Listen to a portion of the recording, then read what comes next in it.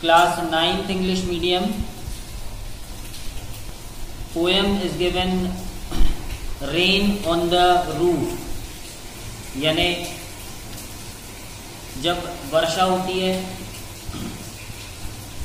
When the humid shadows hover over all the starry spheres, when the humid shadows, जब काली घटा छा जाती है, काले बादल इकट्ठे हो जाते हैं, मंडराने लगते हैं ऊपर. एंड द मेलेंकली डार्कनेस, मेलेंकली का मतलब होता है दुख से भरा हुआ, गम से भरा हुआ. ऐसी डार्कनेस जो बहुत दुख से भरी हुई है. जेंटली वीप्स इन रेनी टीयर्स, धीरे धीरे आंसू के रूप में गिरती है, बरसात के रूप में. What a bliss to press the pillow of a cottage chamber bed and lie listening to the patter of the soft rain overhead.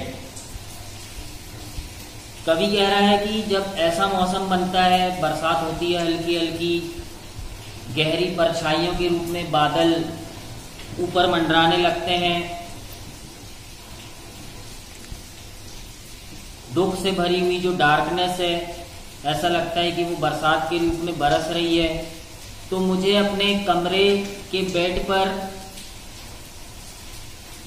लेटे हुए वर्षा के जो पानी है उसकी आवाज सुनना, जो छत पर गिरने से जो बारिश की आवाज होती है उसको पैटर कहते हैं, उसको सुनना कितना आनंददायक है.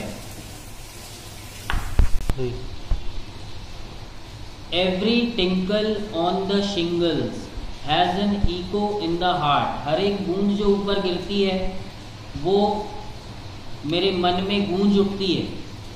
And a thousand dreamy fancies, और कई पुरानी घटनाएं into busy being start. And a thousand recollections, कई पुरानी यादें, और हम जो अपने मन में कल्पनाएं करते हैं वो सारी चीजें आपस में ताने बाने बुनने लगती हैं. Weave their air threads into woof. Woof का मतलब धागों से जो हम ताने बाने बुनते हैं. कभी उनकी तुलना कर रहा है कि जो हमारी पुरानी यादें हैं, ऐसे समय पे वो भी हमको सारी घटनाएं याद आती हैं, और हम जो कल्पना करते हैं उसके बारे में भी हम सोचने लगते हैं. तो इनके जो धागे हैं उनका आपस में एक ताना बाना जैसा बन जाता है.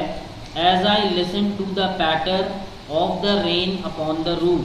जैसे ही मैं पैटर सुनता हूँ, वर्षा की आवाज़ अपनी छत पर सुनता हूँ, और अपने कमरे में अपने बेड पर अपने पिलो पर सिर रख कर लेटता हूँ, तो मुझे पुरानी घटनाएं, अपनी कल्पनाएं प्रतीत होती हैं कि उनका ताना बाना सा बुनने लगा हूँ मैं.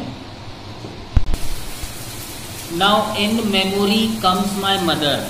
अब मुझे मेरी माँ की याद आती है. As she used in years agone, जैसा कि वो कई वर्षों पहले करती थी जब हम छोटे थे. To regard the darling dreamers ere she left them till the dawn. जैसे वो हमें रात में अपने कमरे में सुलाकर आखिरी तक देखती थी कि अब उन्हें उनके बच्चे सुबह देखने को मिलेंगे दोबारा, रात भर उन्हें छोड़कर जाना पड़ेगा. तो जिस तरीके से वो देखती थी मुझे अपने कमरे में लिटाने के बाद और छोड़कर मुझे वो अपने कमरे में जाती थी, मुझे उनकी बहुत याद आती है. O I feel a fond look on me. मुझे ऐसा लगता है कि वो अभी भी मुझे खड़े होकर देख रही हैं. अपने कमरे में जाने से पहले मुझे एक बार देख रही हैं. As I list to this refrain which is played upon the shingles. एक ऐसा गीत के जैसे मुझे ये सब कुछ याद आ रहा है. By the patter of the rain, ऐसा गीत जो बारिश की बूंदों से मुझे सुनाई दे रहा है. कवि कह रहा है कि बारिश की बूंदें उसको गीत की तरह लग रही हैं, जो उसकी यादों को और जो उसकी कल्पनाएं हैं उनको वो फिर से इकट्ठा कर देती हैं. वो सब फिर से उसके मन में, उसके दिमाग में वही चीज़ें चलने लगती हैं.